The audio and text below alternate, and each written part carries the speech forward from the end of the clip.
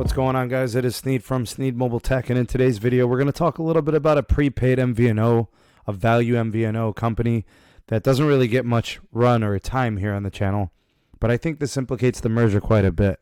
So I wanted to present this information and update you guys on the story.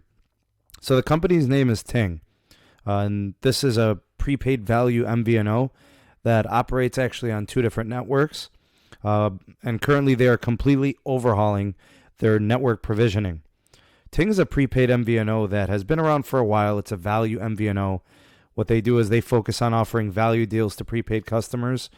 Most people that have them on the consumer side are usually people that have very modest data needs in terms of mobile connectivity.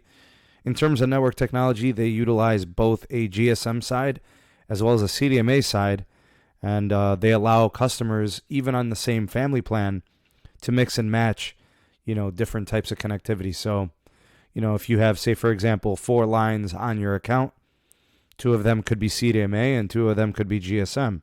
Kind of interesting the way they do this. Anyways, the way they do this is SIM cards that are GSM are used for GSM connectivities, and then they have CDMA SIM cards, which are utilizing connectivity for CDMA. And the CDMA side utilizes Sprint provisioning. The GSM side utilizes T-Mobile provisioning.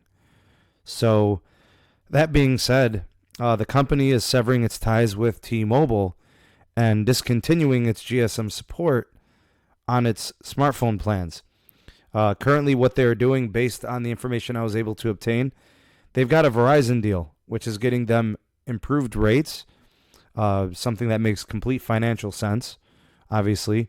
But what I think it does is, because of the merger uncertainty and the inability of the merger to kind of close, I think Ting is kind of reassessing what they're doing on the business side, and could be that they're looking for something more secure, something more long-term.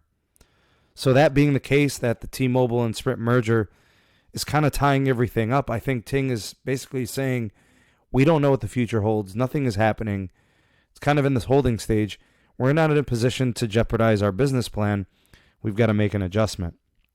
Now, the end date for customer support on the T-Mobile side is December 19th, 2020.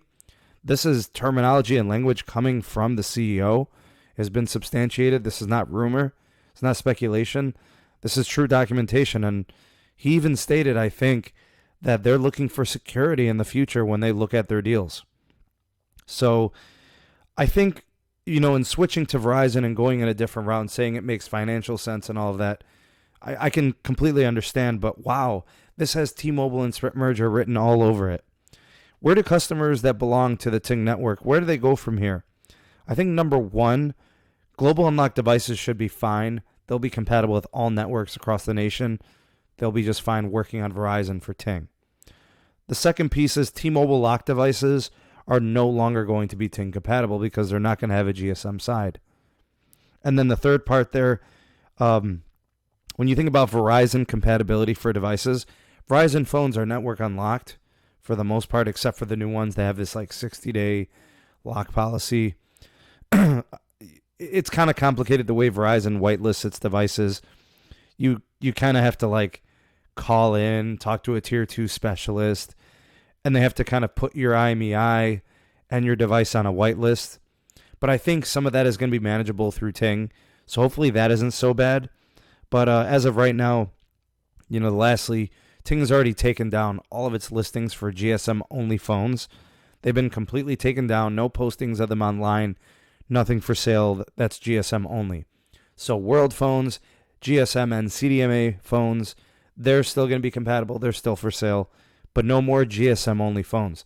Because, again, they're going to be going completely LTE on the Verizon side, and CDMA is going to be completely decommissioned anyways, so it's going to be all LTE. And lastly, if you are operating on the Ting Sprint side, you're good. You're still going to be supported. So you don't have to do any type of upgrading, decommissioning of old legacy devices. You're still covered. You're still good. Now, besides this, there's some other, merger news. Sprint has officially closed its Overland Park headquarters asset sale. A lot of people are saying that this means or is indicative that the merger is looming and this is a good sign for it. I personally don't think that's the case. I kind of understand the situation, as this deal was in the making. It had already reached agreement. It was just a timing thing that it just happened to finally close.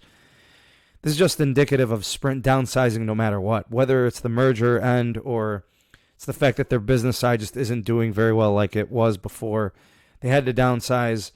They had to do something to help their financial components. So I don't see this necessarily as a merger implication, but more of a business transaction that just happens to be finishing up and closing at a time when the merger is occurring. So really just an issue of timing. You guys let me know what you think of these news coming from both the Ting side and the, I guess, the Overland Park business closure, that transaction. Let me know what you can think in the comment section below. Drop me a line. I'd love to hear your thoughts and opinions on it. I kind of gave you my side, all the facts, where I stand with it. You guys go ahead and give me yours.